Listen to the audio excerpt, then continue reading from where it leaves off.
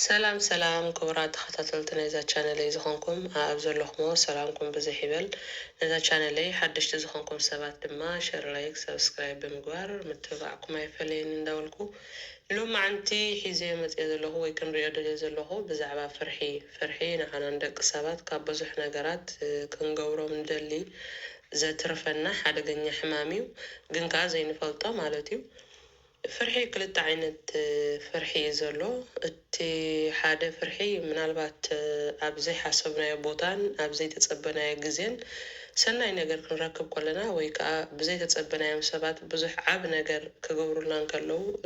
سنبد نبلو ويكا فرح نبلو فرح له زيني حاجوس فرحيو من البات بزح حساي كونن مالتيو اتحاد كالا اي فرحينا هنريو لي زلو معانتي السجن حدا جنيايو نقول سبكاني كابوزح عبيت نجارات نداترفو يركب مالتي فرحي من البات انتهي مالتي نزبل اندحر دازيلي لي خيو كيدو ويكا اسيرو زحزكا كابوزح دليتات كازا ترفكا مالتي حجز فرحزي كايبلوني كايودق كايكسر كيسئن كيجاجي كيحسر وي كيتصرف وي بزح نجارات لنفسنا كبرو نحلو زلنا مسيلنا بتفرح انت أسرنا خاب بزح نترفو الحمامي سلازي نزفر حزي كم يقرنا إنا نصبره زولو نتبتاتينا هنري لهم مع انت مالتي فرحنا نصبره له كابتن بزحات تقدامي بزلك عقب مخان مالتي زخبل كلهم من البات بزلك هابتي كخون غلي بزلك دحر بايتا بزلك ملكع بزلك كل نجار كمالت نفسها خمتا زلتا هفتام تخون دخات صبقت تخون كنتي حتصار تخون نوح نفسها خمتا زلتا تقبلك نتزل خيو نمقومات وي نمبصح نقدمت نمسقوا مالتيو تقدمي بزلك عقب كتكلالك مالتيو أتي كلاي كاني كل جزية بسرعة استتصمت كهتكون لك إذا خبر كلهم من البات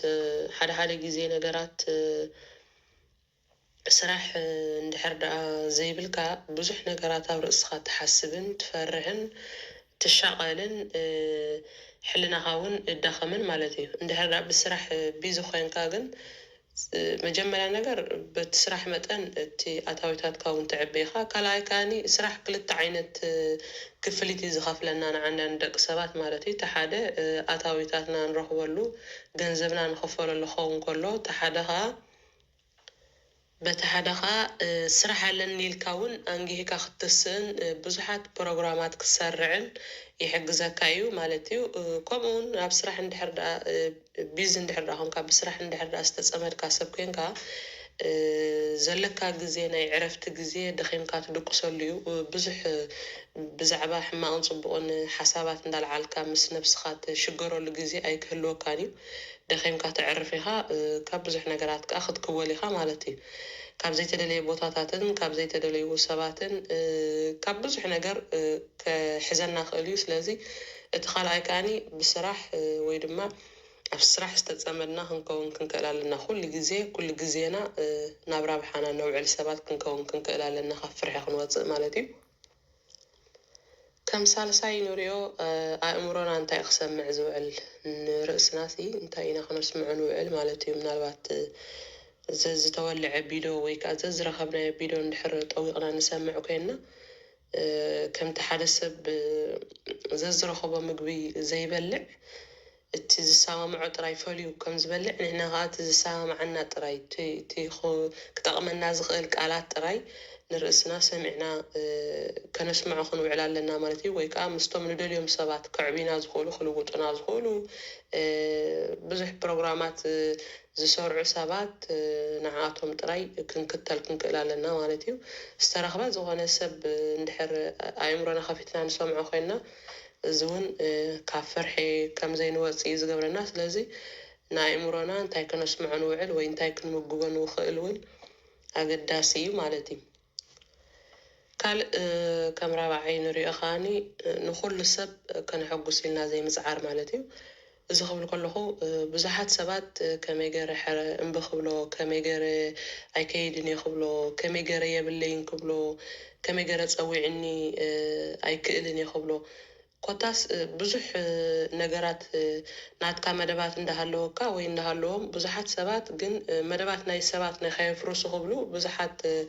መደባቶም ኣፍሪሶም ኣብቲ መደብ ናይ ሰባት ዝርከቡ ኣዝዮም ብዙሓት እዮም ስለዚ እዚ ከዓኒ ካብ ፍርሒ ከምዘይንወፅእ ይገብረና ማለት እዩ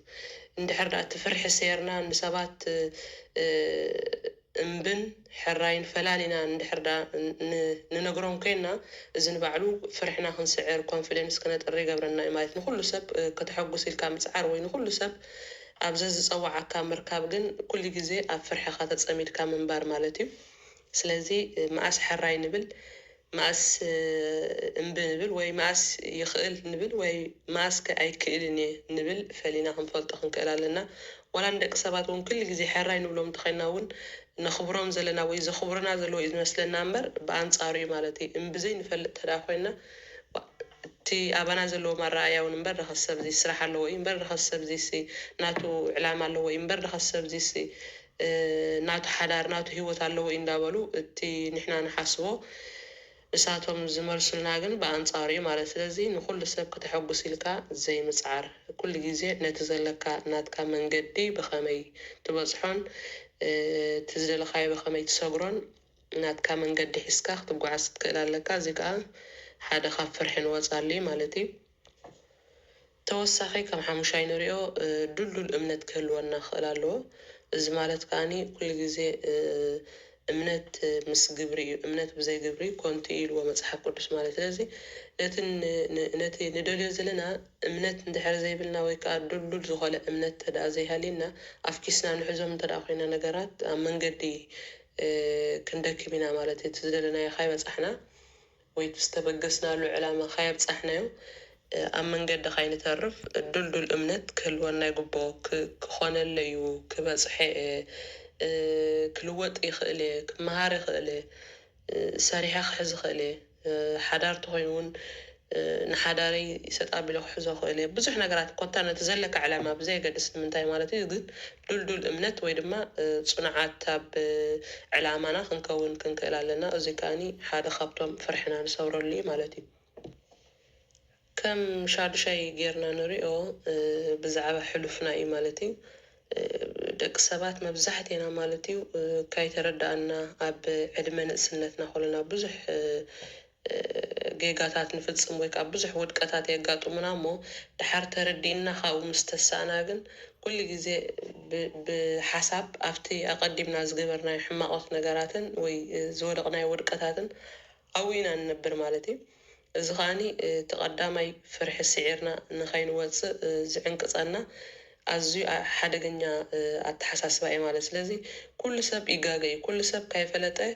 ይወድቕ እዩ ምስ ፈለጠ ግን ይእረም ማለት እዩ ምስ ፈለጥካ እንድሕር ዳ ተኣሪንካ ኣለሃሊኻ ደጊምካ ብዛዕባኡ ምዝካርን ምሕሳብን ኣገዳሲ ይኮነን ከምቲ መፅሓፍ ቅዱስ ብሎ ማለት እዩ እቲ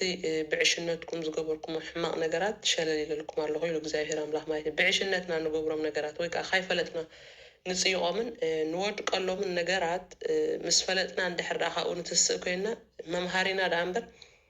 ብኡ ከነማረርን ብኡ ተመሊስና ብኡ ተለዊስና ክንነብርን ኣገዳሲ ይኮነን ማለት እዩ ስለዚ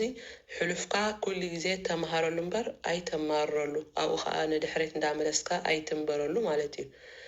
ከምኡ እውን ነዚ ዘለናዮ ግዜ ወይ ነቲ ዘለካዮ ሕጂ ዘለካዮ ግዜ እውን ኣይትዕገበሉ ማለት እዩ ኣይትዕገበሉ ክብል ከለኹ ምናልባት ከነመስግን ክንዓግብ ቃል ኣምላኽ እውንስ ይነግረና እዩ ማለት እዩ ከነመስግን ኣለና ብልክዕ ግን በቃ እቲ ዘለኽዎ መድረኽሲ ናይ መወዳእታ እዩ ወይ ድማ እቲ ዓወት ዝበሃል ጨቢጦ እየ ኢልካ ኣብቲ ዘድለኻዮ መድረኽ ደው ኣይትበል ኩሉ ግዜ ሂወት መሰጋገሪት እያ ማለት እዩ መዓልታዊ ናበይ ተሰጋገር ናበይ ትኸይድ እንታይ ትሓስብ ናይ ነብሲ ወከፍ ድሌት ይውስኖ እዩ ግን መዓልታዊ ሂወትና ክንሰጋገረሉ እምበር ኣብኡ ደው ኢልና ክንነብረሉ ኣይግባአናን እዩ ማለት ሂወት ኩሉ ግዜ መንገዲ እያ በቃ ክሳብታ ብዕድመ ዘለና ኩሉ ግዜ ሓደሽቲ ነገራት ክንፈልጥን ሓደሽቲ ነገራት ክንበፅሕን ብዙሓት ዘይተበፅሑ ነገራት ከም ዘለውናን ክንኣምን ክንክእል ኣለና ስለዚ ነቲ ዘለናይ ሕጂ ፅቡቅ እውን ንዕኡ ዝፀበቀ ወይ ንዕኡ ዝበለፀ እውን ተሪፉና ከም ዘሎ እናፈለጥና ንቅድሚት ክንስጉምን ክንፅዕርን ክንክእል ኣለና ፍርሕና ክንስዕር ከዓ ይሕግዘና ማለት እዩ ምስኡ ብዛዕባ ናይ ፅባሕ ማለት እዩ ብዛዕባ ፅባሕ ዝመፅእ ወይ ከዓ ብዛዕባ መፃኢ ሂወትና ከዓ ክንሓስብን ክንሰርሕን ግዴታና እዩ ክንጭነቕን ብኡ ጌርና ናብ ዘይተደለየ ክንወድቕን ግን ዋላ ሓንቲ ዓቕሚ ይብልናን ማለት ስለዚ ከም ሰብ ክንሓስብ ኣለና ክንሰርሕ ኣለና መደባት ክነውፅእ ኣለና ካብኡ ሓሊፉ ግን ብዛዕባ መፃኢ ተጨኒቕካ ነቲ ሕጂ ዘሎ ሰላምካ ዝኸልእ ኣካይዳ ክንከይድ ግን ኣይግባአናን ማለት እዩ እግዚኣብሔር ኣምላኽ ኩሉ ትደልይዎ ናባይ ኣብልዎ እዩ ዝብል ማለት ስለዚ ኩሉ ግዜ ነቲ ዘለና እንዳመስገንና ነቲ ዝመፅእ ከዓ ከም ሰብ ሓሳባት እንዳንፀፍና ወይ ከዓ ነገራት እንዳተመራመርና ክንከይድ ግድን እዩ ካብኡ ሓሊፉ ግን ብዛዕባ መፃእን ብዛዕባ ሕልፉን ዘይምጭናቕ ማለት እዩ እቲ ሓሊፉ እዩ እቲ ከዓኒ ኣብ ኢድና ኣይኮነን ንፈልጦ ነገር የለን እንታይ ሒዙ ክመፅእ እውን ኣብ ኢድ እግዚኣብሔር እዩ ማለት እዩ ስለዚ ብዝሓለፈ ክንመሃር እምበር ከነማርር የብልናን ነቲ ሕጂ ዘለናዮ ከዓኒ ከም መሰጋገሪ ክንጥቀመሉ ኣለና እምበር ኣብ ዓጊብና ክንቅመጥ የብልናን ማለት እዩ ብዛዕባ ፅባሕ ከዓኒ ክንሓስብን ክንፅፍን ኣለና ክንጭነቕን ከምኡ ድማ ብኡ ተጨኒቕና ኣብ ዘይተደለየ ክንወድቕን ግን ኣይግባአን ማለት እዩ ከምኡ ድማ ኣብ ሂወትና ስሩዕ ዝኾነ ሂወት ክህልወና ክኽእል ኣለዎ ማለት እዩ ከምዚ ፀሓይ በሪቑ ንወፍር ፀሓይ ዓሪቡ ንኣቱ ዘይኮና ክንከውን ዘለና ስራሕና ስሩዕ መደባትና ስሩዕ ቀድሚ ስራሕና እንታይ ንገብር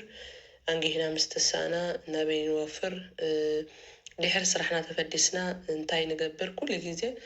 ምናልባት ሓደ ግዜ ሰባት ስለ ዝኾንና ካብቲ ዝመደብናዮ ነገራት ወፃእ ክንውዕል ክንክእል ኢና ብዙሕ ነገራት ዘይሓሰብካዮ ስለ ዝጎንፈካ ማለት እዩ ካብኡ ሓሊፉ ግን እቲ ዝበዝሐ ግዜና ግን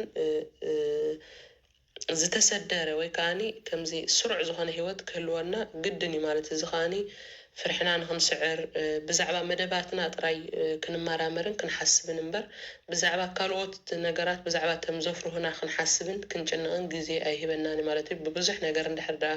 ዝተሰርዐ ሂወት ሃሊና ግዜና ኩሉ ነቲ ሰሪዕናዮ ዘለና መደባት ደኣ እምበር ንፍርሕን ንጭንቀትን ዝኸውን ግዜ ስለዘይብልና ብዙሕ ኣይክንሽገርን ኢና ማለት እዩ ስለዚ ስሩዕ ሂወት ወይ ከዓ ስሩዕ ምድብ ዝኾነ ኣካይዳ ክንከይድ ከዓኒ ይግባአና ማለት እዩ ካብቲ ንፍርሕና ንስዕረሎም ብዙሓት ነገራት ርኢና ኣለና ሎም መዓንቲ ኣብ ዝኣኽለና ብኻልእ ኣጋጣሚ ወይ ብኻልእ ትሕዝቶ ክሳብ ንራኸብ